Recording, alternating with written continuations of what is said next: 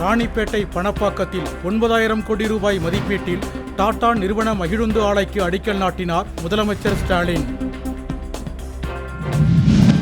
கன்னியாகுமரி மாவட்டத்தில் அணுக்கனிம சுரங்கம் அமைக்கும் முடிவை கைவிட வேண்டுமென அரசுக்கு அன்புமணி ராமதாஸ் வலியுறுத்தல். குமரி, நெல்லை, தூத்துக்குடி, தென்காசி உள்ளிட்ட 11 மாவட்டங்களில் நாளை கனமழைக்கு வாய்ப்புள்ளதாக வானிலை ஆய்வு நடுவம் எச்சரிக்கை.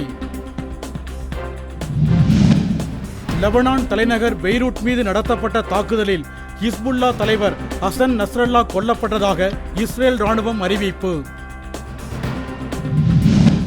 வட்டாட்சியர் அலுவலகத்தில் விவசாயி தீக்குளித்து தற்கொலை செய்து கொண்டதற்கு காரணமானவர்களை கைது செய்ய மருத்துவர் ராமதாஸ் வலியுறுத்தல். விழுப்புரத்தில் சிறப்பு காவல்படை நிர்வாக அலுவலர் வீட்டின் பூட்டை உடைத்து 50 பவுன் நகையை மர்ம நபர்கள் திருடிச் சென்றதால் பரபரப்பு. பெரம்பலூர் மாவட்டம் கொத்தவாசலில் பள்ளி வளாகத்தில் இடியும் நிலையில் உள்ள பெருமாள் கோவிலை அகற்றுமாறு பொதுமக்கள் கோரிக்கை. விடுதலை சிறுத்தைகள் கட்சி நடத்தும் மது ஒழிப்பு மாநாடு ஓர் அரசியல் நாடகம் என நடுவண் இணையமைச்சர் எல் முருகன் விமர்சனம்.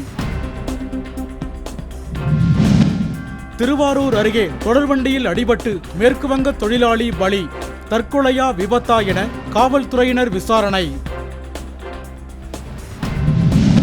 புதுச்சேரியில் நடைபெற்று வரும் தேசிய அளவிலான இளையோர் டாட்ஜ் பந்து போட்டியில் 15 மாநிலங்களைச் சேர்ந்த வீரர் வீராங்கனைகள் பங்கேற்பு.